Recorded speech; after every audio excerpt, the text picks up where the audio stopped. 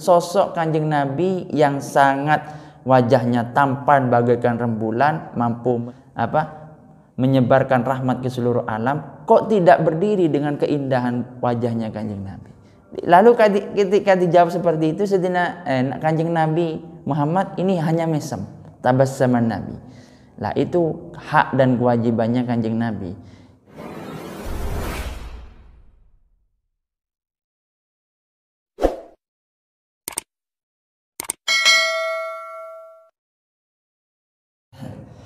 Assalamualaikum warahmatullahi wabarakatuh. Alhamdulillahirabbil alamin. Wassalatu wassalamu ala asyrafil anbiya'i wal mursalin wa ala alihi washabbihi ajmain. Amma ba'du, pada pertemuan kali ini ada staf pengajar MTS asli Banyuwangi Muncar menanyakan kepada saya, Gus, kenapa dalam 4 sahabat itu Khulafaur Rasyidin itu kok pakai Sayyidina ya Gus ya? Kenapa? Awal mulanya bagaimana? Baik, untuk menjawab pertanyaan ini saya akan mengambil beberapa dalil dan dasar bahwa di sini disebutkan seiring dengan bertumbuh kembangnya beberapa paham di Indonesia, terdapat sebagian kelompok yang gemar menyalahkan lafaz Sayyidina. Mari kita tinjau sendiri. Lafaz Sayyidina itu memiliki 3 aspek menurut beberapa ulama. Salah satunya yang pertama, As-Sayyid bermakna Tuhan sebagaimana disebutkan dalam hadis Bukhari Muslim, Sahih Bukhari Muslim. Ini pasti sudah sumber redaksi hadisnya paling sahih. Kalau 2 dalam kutubus sittah itu Bukhari, Muslim, Tirmidzi, An-Nasa'i, Ibnu Majah, Abi Dawud. Itu strata pertama itu dari Imam Bukhari, kemudian Imam Muslim. Kemudian hadis Bukhari, kalau As-Sayyidullah, Tuhan itu Allah.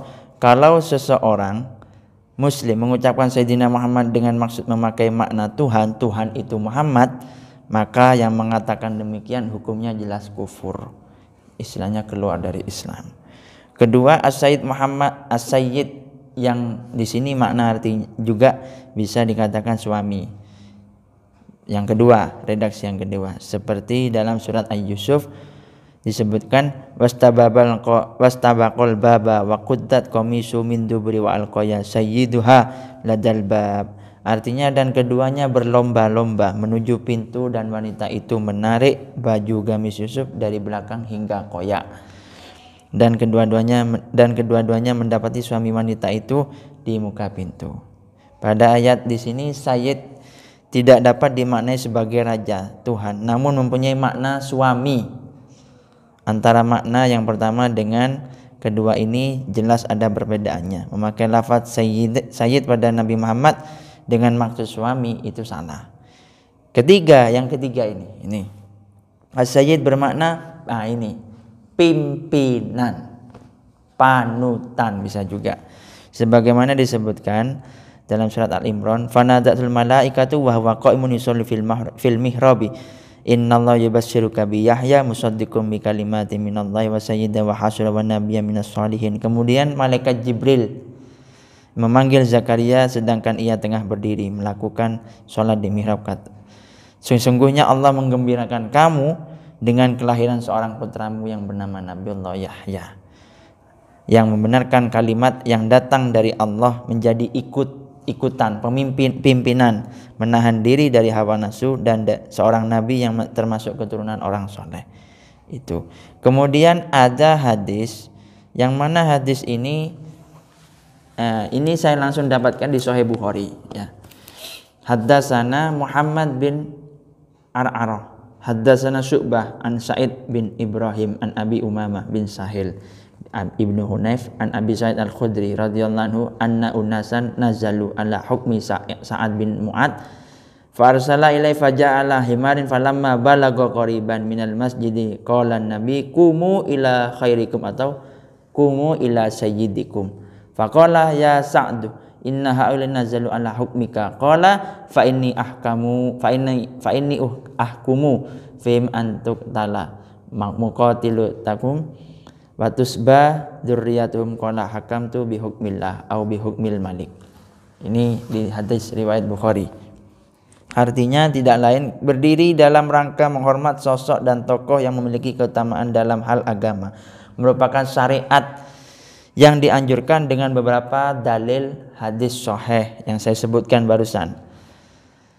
Antara lain hadis riwayat Imam Bukhari bahwa Nabi memerintahkan para sahabat untuk berdiri memberikan penghormatan kepada Sa'ad bin Mu'adz ketika beliau mendatangi majelis Nabi.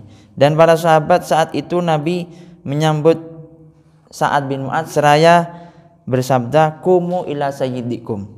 Berdirilah kamu semua untuk menghormati sayyid kamu. Sayyid di sini bermakna tuan. Lah, dari ini pengertian ini bisa diimplementasikan bahwa lafaz sayyidina kepada Sayyidina Abu Bakar Siddiq, Sayyidina Umar bin Khattab, Sayyidina Utsman bin Affan, Sayyidina Ali bin Abi Thalib. Itu bermakna pimpinan. Bahkan kalau Abu Bakar Siddiq dijuluki Khalifatul Rasulullah, khalifah di sini dalam artian pengganti pemimpinan, bukan sebagai nabi. Awas, jangan salah ini. Pengganti pimpinan sebagai meneruskan perjuangan dakwahnya Kanjeng Nabi. Sedangkan Sayyidina Umar dijuluki Amirul Mukminin karena pada waktu itu orang Arab tidak suka kesulitan, su'ub istilahnya, su'ub. Jadi ketika memakai khalifatu Rasulullah, lah itu tidak senang orang Arab. Makanya dijuluki Amirul Mukminin, pimpinannya kaum mukminin. Begitupun ke Sayyidina Utsman bin Affan dijuluki Sayyidina Utsman bin Affan, Sayyidina Ali. Jadi mengacu daripada itu bahwa itulah asal muasal penyematan nama Sayyidina kepada Sayyidina Abu Bakar, Sayyidina Umar, Sayyidina Utsman, Sayyidina Ali bin Abi Thalib. Juga suatu ketika ada sahabat Hasan bin Sabit. Hasan bin Sabit ini seorang penyair ulung dan masuk dalam tim rekomendasi Al-Quran. Ketua panitia lah, istilahnya lajnah pengembangan Al-Quran, penulisan wahyu Rasulullah dari malaikat Jibril. Suatu ketika Nabi ini di dalam majelisnya beliau mengatakan, kamu jangan terlalu memuliakan aku, istilahnya. Biasa saja kita sama sebagai manusia. Nah, itu kemudian suatu ketika Nabi datang di suatu majelisnya para sahabat. Itu sahabat tidak berdiri menghormati Kanjeng Nabi.